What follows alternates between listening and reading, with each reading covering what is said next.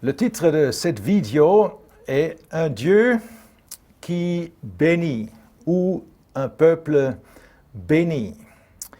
Et j'aimerais partager avec vous quelques pensées sur un verset bien connu dans l'épître aux Éphésiens, Éphésiens chapitre 1, verset 3.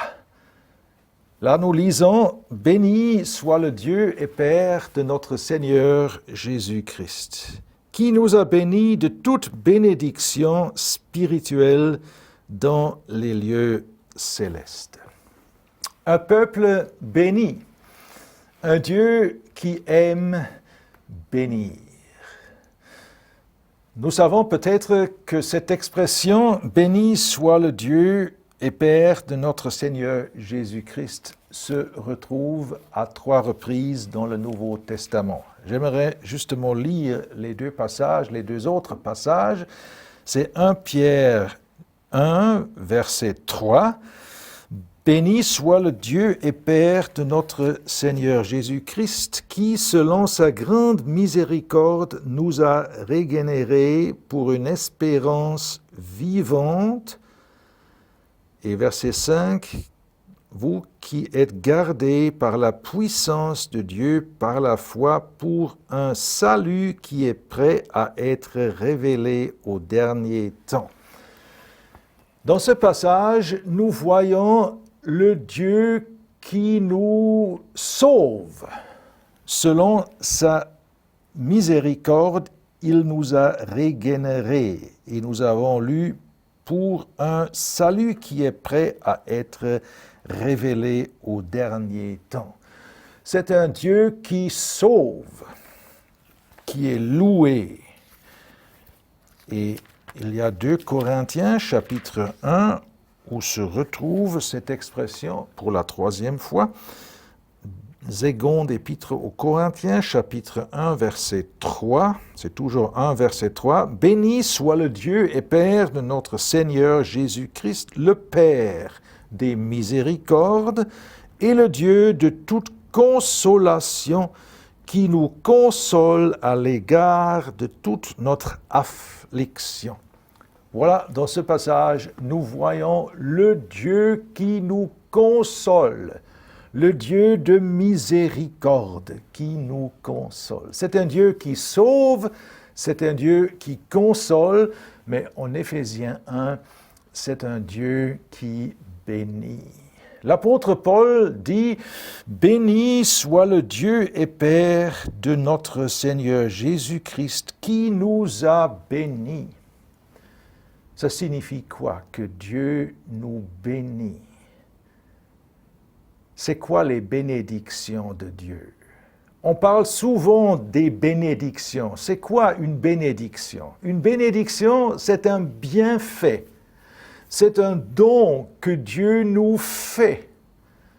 Et dans l'épître aux Éphésiens, Dieu nous ouvre son cœur. Il donne selon la volonté de son cœur. Par contre, dans l'épître aux Romains, Dieu donne selon nos besoins. Il nous donne le salut.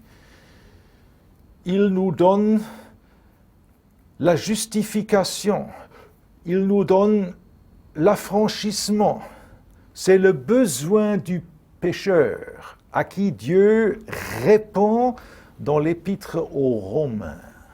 Mais ici, dans l'épître aux Éphésiens, Dieu ouvre son cœur et il donne selon la gloire et la richesse de sa gloire, les bienfaits, les dons de Dieu qui ont une grande, une haute qualité. Il nous a bénis. C'est le premier point que j'aimerais remarquer et souligner. Deuxièmement, l'apôtre dit « Il nous a bénis de toute bénédiction ». Ça veut dire « aucune bénédiction ne manque ». Dieu n'a pas caché quelque chose qu'il ne voulait pas partager avec nous, qu'il ne voulait pas donner. Non, Dieu a ouvert son cœur. Il a, pour ainsi dire, vidé son cœur. toute bénédiction. Aucune bénédiction ne manque, je répète. Quel Dieu de grâce, quel Dieu de gloire qui a ouvert son cœur pour nous combler de ses bénédictions. Nous sommes bénis de toute bénédiction. Troisièmement, il nous a donné des bénédictions spirituelles, non matérielles, mais spirituelles. Les bénédictions dans l'Ancien Testament étaient souvent, pas toujours, mais souvent pas spirituelles, mais matérielles. Dieu avait promis un pays, le pays de la promesse, quelque chose qu'on pourrait toucher. Mais nous, chers amis, nous sommes bénis avec des bénédictions spirituelles. Ça ne signifie pas que Dieu ne nous donne pas des bénédictions matérielles. Il nous les donne aussi, mais les bénédictions proprement dites chrétiennes sont des bénédictions spirituelles. On ne peut pas les toucher. Un exemple, la vie éternelle.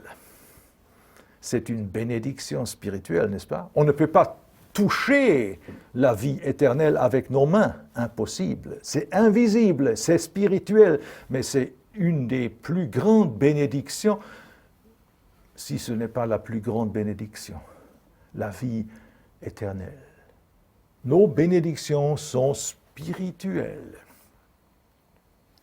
Et non seulement spirituelles, mais quatrièmement, nous avons ces bénédictions en relation ou reliées au ciel. Ce sont des bénédictions spirituelles dans les lieux célestes, liées au ciel. Il y a des bénédictions spirituelles qui sont liées à la terre. Par exemple, David, il dit, en traversant la vallée de l'ombre de la mort, tu es avec moi. C'est une bénédiction spirituelle, n'est-ce pas? Tu es avec moi. Mais la vallée de l'ombre de la mort, ce n'est pas le ciel, bien sûr. C'est la terre, c'est les circonstances de la vie quotidienne. Le Seigneur, il est là. Une bénédiction, mais pas c'est une bénédiction spirituelle, mais ce n'est pas une bénédiction céleste dans les lieux célestes. Mais de nouveau, la vie éternelle, ou le fait que nous sommes des enfants de Dieu, le fait que nous connaissons ce que c'est l'adoption, nous sommes des fils de Dieu, ce sont des bénédictions spirituelles dans les lieux célestes. Et cinquièmement, en Christ. Ça, c'est beau. Ça, c'est d'une grande beauté. Nos bénédictions, toutes nos bénédictions spirituelles dans les lieux célestes sont liées à Christ. Nous les avons en Christ. Nous n'avons aucune bénédiction sans Christ. Mais nous avons toutes les bénédictions spirituelles dans les lieux célestes en Christ.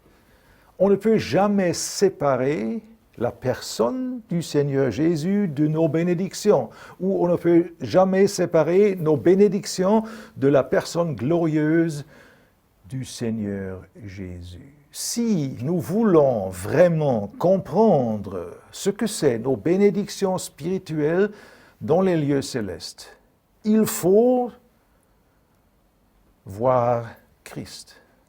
La vie éternelle. J'ai mentionné comme un exemple, nous avons la vie éternelle, mais la vie éternelle, c'est le Seigneur Jésus lui-même, il est la vie éternelle. Nous ne pouvons jamais nous jouir de la vie éternelle sans nous jouir du Seigneur Jésus. Nous sommes des enfants de Dieu, mais c'est le Seigneur Jésus qui nous a donné cette bénédiction par sa mort. C'est le Seigneur Jésus. Toutes nos bénédictions sont en Christ. Je répète, premièrement, les bénédictions. Deuxièmement, les bienfaits. Deuxièmement, toute bénédiction. Aucune ne manque. Troisièmement, ce sont des bénédictions spirituelles, non matérielles.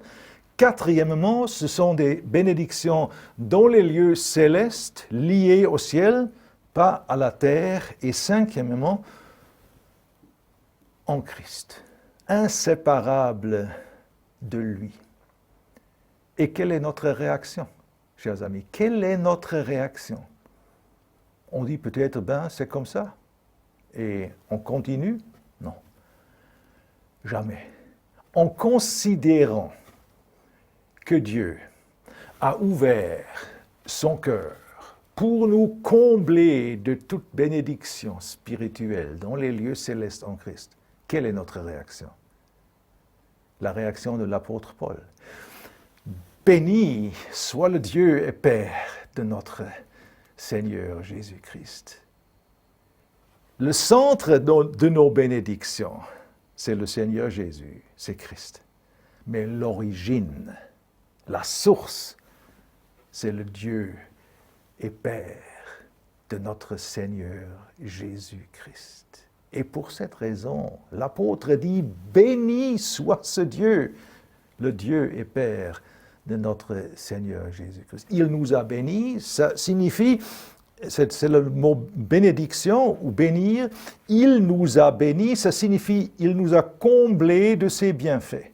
Mais si nous bénissons Dieu, ça signifie que nous sommes reconnaissants, que nous louons Dieu et que nous adorons Dieu. Le mot bénir ou bénédiction a ces deux sens.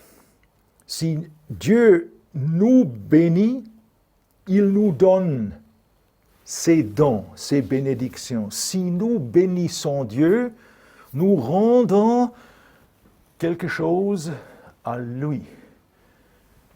Bénir Dieu, je répète, c'est d'abord nous sommes reconnaissants. Deuxièmement, nous louons Dieu. Et troisièmement, nous adorons Dieu. Quelle est la différence entre ces trois choses? Les remerciements, la louange et l'adoration. On remercie quelqu'un pour ce qu'il nous a donné. Ou pour ce que, pardon, on est reconnaissant pour quelque chose qu'on a reçu. Nous avons reçu quelque chose, le salut, les bénédictions, et nous sommes reconnaissants. Nous louons quelqu'un pour ce qu'il a fait. Peut-être pour nous, peut-être pour les autres, mais on loue quelque chose, on exalte quelqu'un pour ce qu'il a fait. Et on adore quelqu'un, on adore Dieu, pas quelqu'un, on adore Dieu pour ce qu'il est. Et nous avons raison, chers amis, d'être reconnaissants pour ce que nous avons reçu, tous les dons de Dieu. Nous avons raison de louer, d'exalter Dieu pour ce qu'il fait.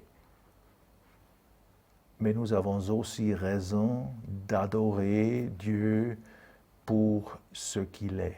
Béni soit le Dieu et Père de notre Seigneur Jésus-Christ, qui nous a bénis de toute bénédiction spirituelle dans les lieux célestes en Christ. Nous avons un grand Dieu, béni et loué soit son nom.